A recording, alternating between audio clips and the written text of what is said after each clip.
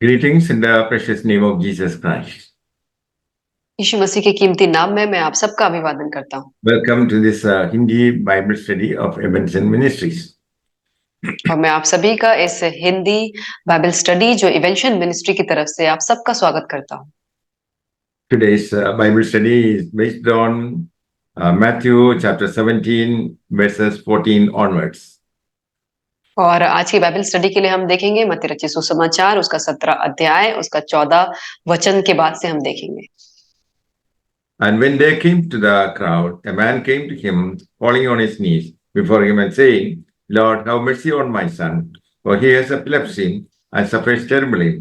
Yeah, for often he falls into the fire and often into the water. I brought him to your disciples, and they were not able to heal him. And Jesus answered and said, O unbelieving and perverted generation, how long shall I be with you? How long shall I bear with you? Bring him here to me. Jesus rebuked it, and the demon came out from him, and the boy was healed from that hour. जब वे भीड़ के पास पहुंचे तो एक मनुष्य उसके पास आया और घुटने टेक कर कहने लगा, हे प्रभु, मेरे पुत्र पर दया कर, क्योंकि उसको मिर्गी आती है और वह बहुत दुख उठाता है और बार बार आग में बार बार पानी में गिर पड़ता है। मैं उसको तेरे चेलों के पास लाया था, पर वे उसे अच्छा नहीं कर सके। यीशु ने उत्तर दिया, हे अविश्वासी और हठीले लोगों, मैं कब तक तुम्हारे साथ रहूंगा और कब तक तुम्हारी सहूंगा? उसे मेरे पास लाओ। तब यीशु ने दुष्ट आत्मा को डांटा और वह उसमें से निकल गई और लड़का उसी घड़ी अच्छा हो गया। A man was terribly upset because of the epilepsy of his son. और एक मनुष्य जो है वो बहुत ही दुखी था क्योंकि उसके बेटे को मिर्गी आती थी। The nature of the disease is that the affected person falls into the fire and often into the water. और इसके जो इस बीमारी के जो लक्षण होते हैं वो ऐसे होते हैं कि ये वो इंसान को या तो पानी में गिरा देती है और कुछ-कुछ समय में आग में भी गिरा देती है। The father of the epileptic patient brought him to the disciples. और जो जो पिता था वो अपने बच्चे को जो मिर्गी से ग्रसित था उसको यीशु के चेलों के पास लेकर आया। Unfortunately, the disciples could not heal the boy. और दुर्भाग्य से जो उसके चेले थे वो उसके बेटे को चंगा नहीं कर पाए। Now the man came to Jesus Christ. और अभी वो इंसान जो है वो यीशु मसीह के पास आया। And Jesus answered and said, "O unbelieving and perverted generation." और तब यीशु मसीह ने उसको उत्तर दिया, हे अविश्वासी और हठीले लोगों। Jesus rebuked the evil spirit, and it came out from him, and the boy was healed from that hour.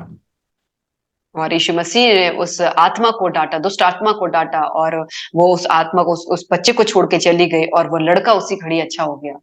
Verses 19 onwards. Then the disciples coming to Jesus privately said, why were we not able to cast it out? And he said to them, because of your little faith. For truly I say to you, if you have faith like a mustard seed, you will say to this mountain, move from here to there, and it will move, and nothing will be impossible to you. तब चेलों ने एकांत में यीशु के पास आकर कहा, हम उसे क्यों ना निकाल सके?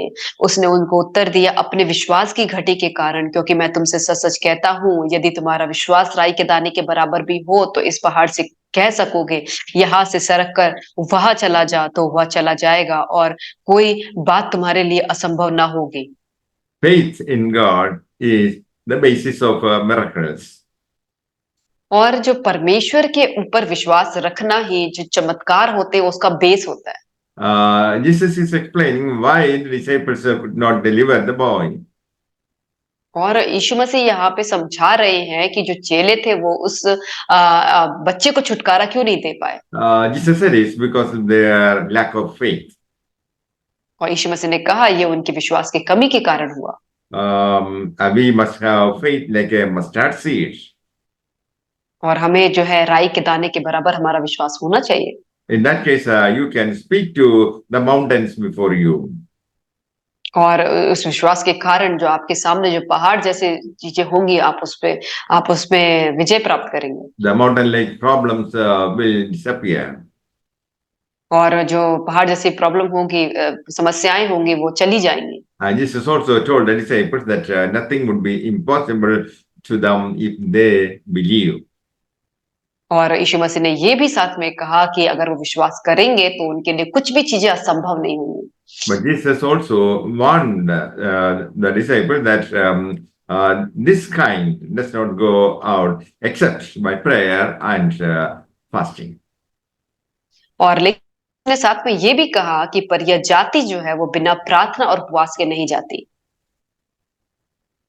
Verses 22 and 23. And while they were gathering together in Galilee, Jesus said to them, "The Son of Man is about to be delivered into the hands of men, and they will kill him, and on the third day he will be raised." And they were greatly grieved. और जब वे गलील में थे तो यीशु ने उनसे कहा, मनुष्य का पुत्र मनुष्यों के हाथ में पकड़वाया जाएगा, वे उसे मार डालेंगे और वह तीसरे दिन जी उठेगा। इस पर वे बहुत उदास हो गए। Jesus also found time to reveal about the crucifixion and his resurrection. और यीशु मसीह को ये भी टाइम मिला कि वो अपने आप के बारे में प्रकाशन कर सके, अपने मृत्यु के बारे में और अपने पुनरुत्थान के बारे में। Yeah, Jesus predicted that he would be killed, and on the third day he would be raised. और यहाँ पे यीशु मसीह ने ये प्रेडिक्ट किया, बताया कि वो उसे मार डाला जाएगा और वो लेकिन तीसरे ही दिन वो मुर्दों में से जी भी उठेगा। Verse 24, and when they came to Capernaum, those who take up the temple tax came to Peter and said, "Does not your teacher pay the temple tax?" और जब वे कफरनहूम पहुंचे तो मंदिर का कर लेने वाले ने पतरस के पास आकर पूछा, क्या तुम्हारा गुरु मंदिर का कर नहीं देता? And he said, "Yes." और उसने कहा, हाँ देता है। As the Son of God, Jesus was not responsible to pay tax. और परमेश्वर के पुत्र होने के नाते यीशु मसीह को नहीं था कि वो उस टैक्स उस कर को भरे। Jesus, Peter had that revelation on the Mount of Transfiguration. और पतरस को ये रेवलेशन, ये प्रकाशन मिला था जब वो उस जो ट्रांसफिगरेशन के जो पर्वत पे जो उसे रेवलेशन मिला था पतरस को। Jesus reminded him that kings of the earth collect tax from strangers. और तब यीशु मसीह ने उसको बताया कि जो इस संसार के जो राजा होते हैं वो जो पराये लोग होते हैं उनसे वो कर को वसूलते हैं। So the sons are free. तो इसीलिए पुत्र जो है उनसे नहीं लिया जाता, वो बच गए हैं। The sons of kings are always free from paying custom or poll tax. और जितने भी राजाओं के बच्चे होते हैं, बेटे होते हैं, वो जो महसूल होता है, कर होता है, उनको पे नहीं करना पड़ता, उनको उनकी भरपाई नहीं करनी पड़ती। The half shekel was paid by God's people for his temple. और जो हाफ शेकेल था जो परमेश्वर के लोगों को अपने ही मंदिर के लिए पे करना पड़ा। Since Christ was the Son of God, he was free from paying it. और जबकि यीशु मसीह जो है परमेश्वर का पुत्र है, उसे पे करने की कोई जरूरत नहीं है। Peter was put to the test by the poll tax gatherers. और इसीलिए जो कर ले रहे थे वहां पे मंदिर का, उन लोगों ने पतरस को परीक्षा की घड़ी में डाल दिया।